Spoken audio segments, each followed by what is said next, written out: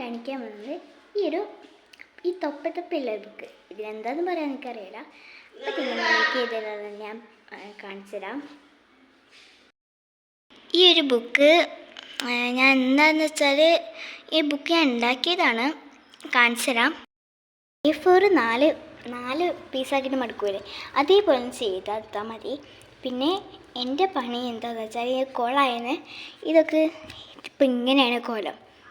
ഈ ക്രാഫ്റ്റ് സ്ഥിരമായിട്ട് ചെയ്യുന്നവർക്കൊക്കെ അറിയാം, അത് നീറ്റായിട്ട് വരും. എൻ്റെ മാത്രം ഇങ്ങനെ സിങ്ക് ശീലമായിട്ടില്ല. അപ്പം ഇങ്ങനെ ആക്കി ഇടുക. പിന്നെ 2 കാർഡ്ബോർഡ് കട്ട് ചെയ്തിരിക്കണം. പിന്നെ ഇതെന്ന് വെച്ചാൽ എൻ്റെ 1ാം വയസ്സത്തെ നമ്മൾ ടൂറൊക്കെ പോകുമ്പോൾ തണുപ്പിലിടുന്നൊരു ഡ്രസ്സായിരുന്നു. ആ ഡ്രസ്സ് അവിടെ വിറകൊക്കെ പെറുക്കുമ്പോൾ കിട്ടിയതാണ്.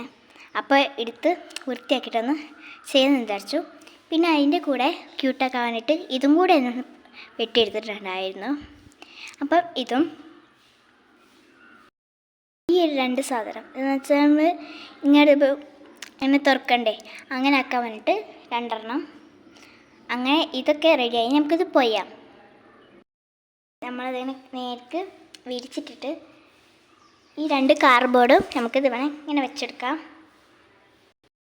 ഇങ്ങനെ വെക്കണം. ഇനി നമുക്ക് നമ്മുടെ പേജസ് ഒന്ന് ഒട്ടിച്ചെടുക്കണം. അത് കറക്റ്റിലല്ല വെച്ചത്.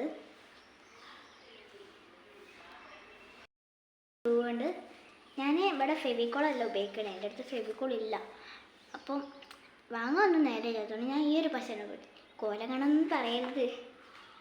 ഞാൻ പണ്ട് മുതൽ ഉപയോഗിക്കാൻ തുടങ്ങിയതാണ്. ഈ മുത്തുവർക്കൊക്കെ ചെയ്യാൻ ഉപയോഗിച്ചതാണ്. പിന്നെ എനിക്കതിന് മടിയായതുകൊണ്ട് ഞാൻ ചെയ്യുന്നില്ല. നമുക്കിവിടെ ഇങ്ങനെ പശ തേച്ച് കൊടുക്കാം. തേച്ച് കൊടുത്തിട്ടുണ്ട്. നമുക്കിത് ഇവിടെ നിന്ന് ഒട്ടിച്ചെടുക്കണം. എനിക്ക് കറക്റ്റായിട്ട് വെച്ചിട്ടില്ല. ഇത് കറക്റ്റാണെന്ന് അറിയില്ല. ഇങ്ങനെ ഒട്ടിക്കേണ്ടത്. അപ്പോൾ ഞാൻ ഈ ഗ്ലൂ ഒന്നുകൂടി ഒട്ടിച്ചെടുക്കാം. തീരാനായി. ഇപ്പം എങ്ങനെ ചെയ്യാൻ എനിക്കറിയില്ല.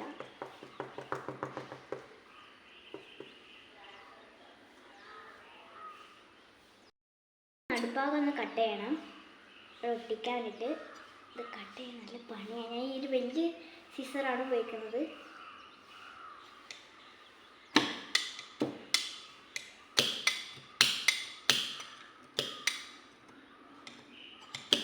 അങ്ങനെ ഇത് മുറിച്ചെടുത്തിട്ടുണ്ട്. നമുക്ക് ഇതിനെ മടക്കി ഒട്ടിക്കണം. ഞാൻ ഇപ്പം ഇടുന്നതാണ്. അപ്പോൾ തന്നെ ബൈ ബൈ.